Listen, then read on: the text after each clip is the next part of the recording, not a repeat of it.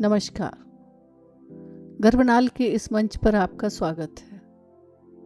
हमारा मिशन केवल कहानियाँ सुनाना नहीं, बल्कि विचारों के उस मूल सूत्र को पुनर्जीवित करना है जो हमें हमारी असीम आंतरिक शक्ति से जोड़ता है।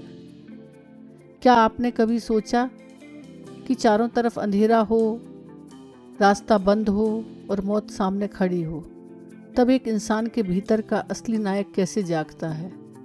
आज की कहानी अग्नि परीक्षा इसी सत्य को उजागर करती है। चलिए चलते हैं उदयपुर गांव की उन पहाड़ियों में जहां मूसलाधार बारिश के बीच एक पिता ने अपने बेटों और पूरे गांव को जीवन का सबसे बड़ा पाठ पढ़ाया। पहाड़ों की गोद में बसा एक छोटा सा गांव उदयपुरा। इस गांव के बीचों बीच एक पुराना सा सरकारी स्कूल था जिसे वहाँ के हेड मास्टर पंडित दीनानाथ ने अपने पसीने से सींचा था।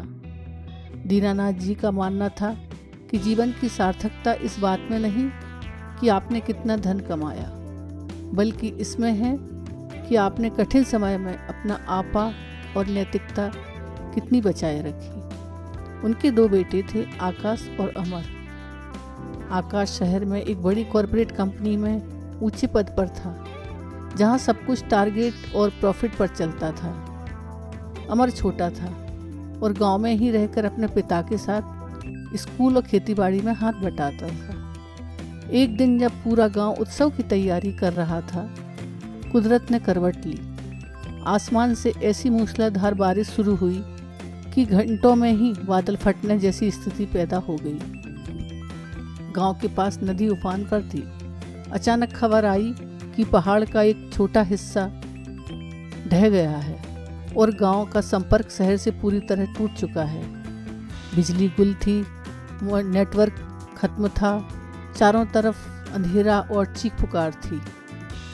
दीनानाथ जी के घर में पानी घुसने लगा था। यह एक ऐसी असहज परिस्थिति थी जिसकी कल्पना किसी ने नहीं की थी। यहाँ से शुरू हुई वह अग्नि परीक्षा जो यह तय करने वाली है कि जीवन की सार्थकता किसमें है। आकाश, जो शहर की सुख सुविधाओं का आदी था, पूरी तरह टूट गया। वह झल्लाने लगा। यह क्या पिछड़ापन है? यहाँ ना तो रेस्क्यू टीम आ सकती है, ना ही एम्बुलेंस।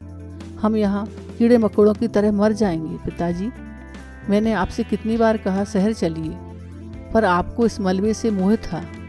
वह गुस्से में सामान पटक रहा था और अपनी जान बचाने के लिए वदहवास होकर यहाँ वहाँ भागने की कोशिश कर रहा था। उसकी पूरी शिक्षा और कॉरपोरेट लीडरशिप इस संकट के आगे धराशायी हो गई। वहीं दूसरी ओर दीनानाथ जी शांत थे। उनकी आंखों में डर नहीं, बल्कि एक अजीब सा ठहराव था। उन्होंने अमर को देखा और कहा, बेटा, यह समय डरने का नहीं, ठहरने का है। हमारी सार्थकता इसी पल में है कि हम दूसरों के लिए क्या कर सकते हैं। दीनानाथ जी ने गांव के उन लोगों को इकट्ठा करना शुरू किया जो घबराए हुए थे। उन्होंने स्कूल को मजबूत इमारत को एक राहत शिविर में बदल दिया। उन्होंने अमर के साथ मिलकर गांव के अनाज गोदाम से बोरियां हटवाईं ताकि वे भीग न जाएं। जब रात के अंधेरे में पानी का स्तर और बढ़ा तो गांव के लोग अपनी संपत्ति जेवर बचाने के लिए आपस में लड़ने लगे। लोग स्वार्थी हो रहे थे। हर कोई अपनी नाव, अपना खाना और अपनी जान बचाना चाहता था। यह वह असहज परिस्थिति थी जहां इंसान अक्सर इंसानियत खो देता है। दीनानाथ जी बीच में खड़े हो गए। उनकी आवाज़ में एक वजन था, सुनो, अगर आज हम अपनी चीज़ों को बचाने के चक्कर में एक दूसरे का हाथ छोड़ देंगे तो कल सूरज देखने के लिए हम में से कोई नहीं बचेगा। याद रखो, जब सब कुछ असहज हो तब तुम्हारा सहज बनी रहना ही तुम्हारी असली पूंजी है। उन्होंने अपनी खुद की जमा पूंजी और राशन सबके लिए खोल दिया। उन्होंने आकाश से भी मदद मांगी, पर आकाश एक कोने में बैठा अपनी किस्मत को कोस रहा था। उसने चिल्लाकर कहा, पिताजी, यह पागलपन है। हम भूखे मर जाएंगे दूसरों को खिलाने के चक्कर में।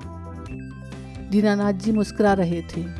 बस इतना कहा, बेटा, पेट तो जानवर भी भर लेते हैं। इंसान वह है जो विपदा में अपनी मर्यादा ना खोए। अगले 3 दिन किसी नेटवर्क से कम नहीं था। खाना कम था, बीमारियां फैल रही थीं और डर चरम पर था। गांव के मुखिया का बेटा बीमार पड़ गया। उसे तुरंत दवा की ज़रूरत थी। शहर जाने का रास्ता बंद था। आकाश ने कहा, छोड़िए इसे, वैसे भी इसके बचने की उम्मीद कम है। लेकिन अमर ने हार नहीं मानी। दीनानाथ जी ने अमर को अपनी पुरानी आयुर्वेदिक जानकारी और गांव की कुछ जड़ी बूटियों के बारे में बताया। अमर ने अपनी जान जोखिम में डालकर बहते पानी के बीच में पहाड़ियों पर जाकर वे जड़ी बूटियाँ इकट्ठी की। जब वह वापस आया तो उसके शरीर पर चोटें थीं, लेकिन उसके हाथ में उम्मीद थी।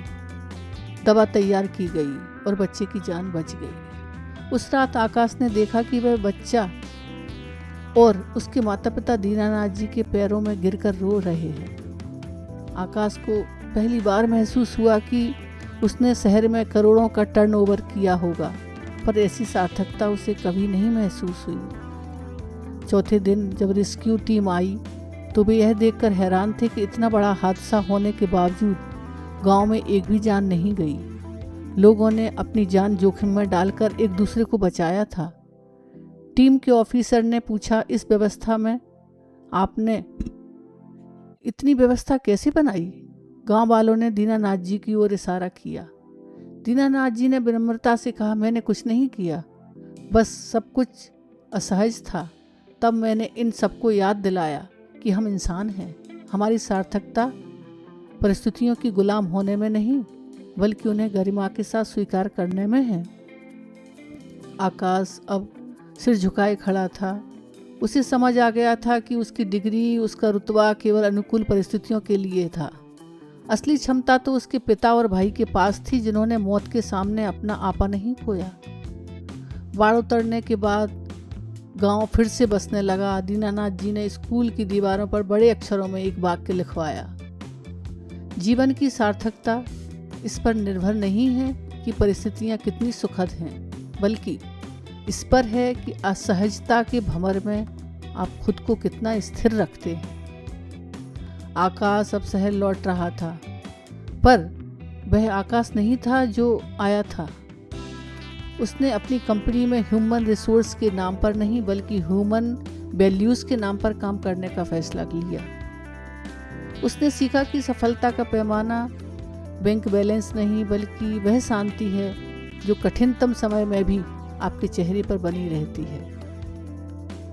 यह कहानी हमें सिखाती है कि जब जीवन हमें उन मोड़ों पर लाकर खड़ा कर दे जहां सब कुछ हमारे नियंत्रण से बाहर हो, तब हमारा चरित्र ही हमारी एकमात्र पहचान होता है। असहज परिस्थितियों में हमें तोड़ने के लिए नहीं, बल्कि यह दिखाने के लिए आती हैं कि हम अंदर से कितने मजबूत हैं। यदि आप शांति, करुणा और धैर्य के साथ पेश आते हैं तो आप न केवल खुद को बचाते हैं, बल्कि समाज के लिए एक मिसाल बन जाते हैं। यही जीवन की असली सार्थकता है।